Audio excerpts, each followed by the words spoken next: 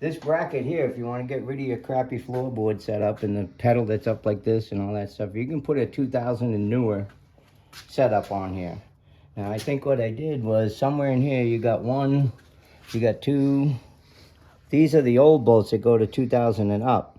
All I did was relocate this one, and I think drill that one all together, and then this piece bolted on. So now you got this piece, but the floorboard didn't line up.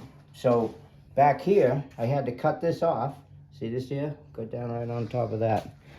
I had to cut this off. Now this piece is here. This is factory. This goes to the factory. This is all factory piece here. But in order to line up with the 2000 and up, I had to relocate this. So see how the old one has got this big sweeping piece on it? We took that off, just sectioned it, took a little piece and moved it from out here to in here. Now this bolt's on, done. So that's how to get a late model one on there. And then nice little clean line. Then back here, Drag Specialties, cheap little T, the small switch, boom, boom. And then you got the 4-piston caliper. Now in order to do that, all you got to do here is just notch this a little bit right here, and then weld a big support bracket. See the support bracket for this to slide through? It's just a big piece of channel, 3/8 thick steel. That's it. Now you do a little spacing right here to make this land in the center perfectly. And there you go, 4-piston. Late model stuff. Resto Mod 101.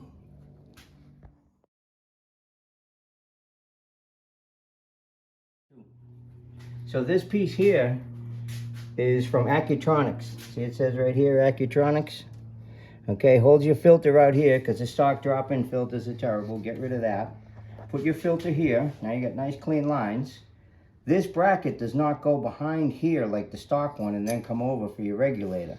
So when you want to get this bolt, you actually can, because the stock one covers it and it's just terrible.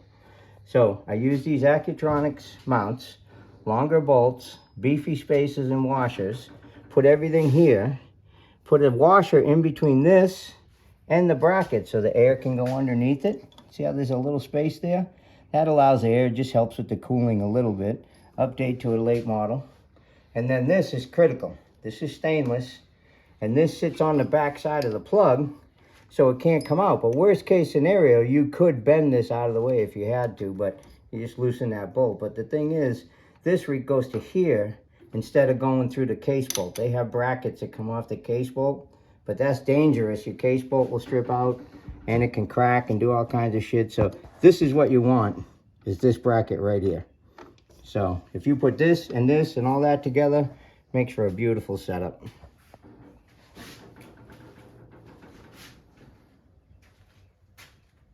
Only way to go in my opinion.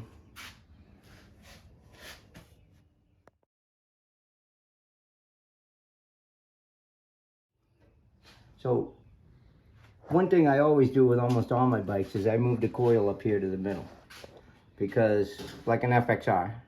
So now you got air on it instead of being baked behind the cylinder.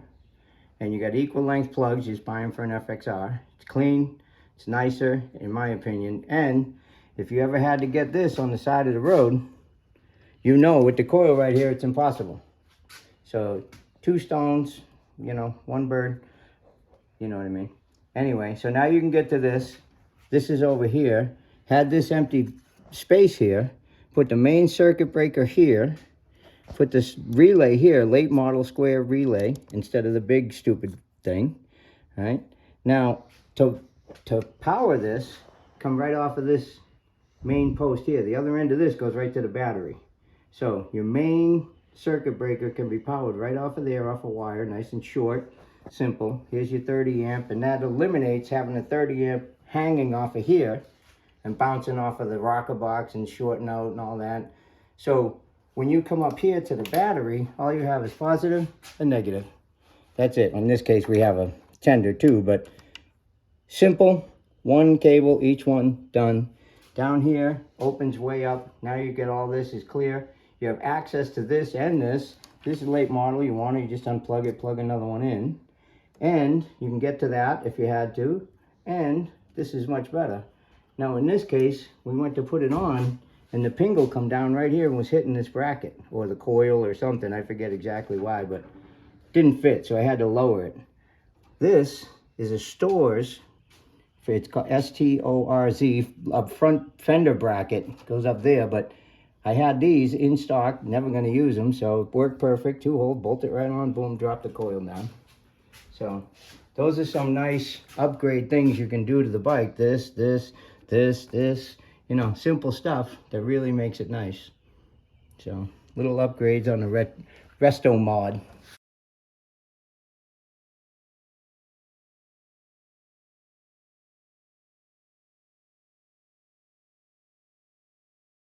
Go. I don't know if you ever had an intake leak before, but if you ever had an older bike, you most likely have. The O-rings are terrible. We use the bands and use a band manifold, and then use these style clamps. And you have to, where'd the pliers go? You have to have the special pliers to tighten them up right. And the trick to the pliers is right here. See how this head moves? It goes up and down, that head in there. Watch, when you're tightening, it goes up and flattens that thing out. Very important for those. And in here, these gaps right here are real tight. If you get them screwed up, it'll pop off on you. But if you get this right, this thing is tight, no leak at all. Because it's one to the head, one to the manifold, one to the head, one to the manifold. So it's tight and right.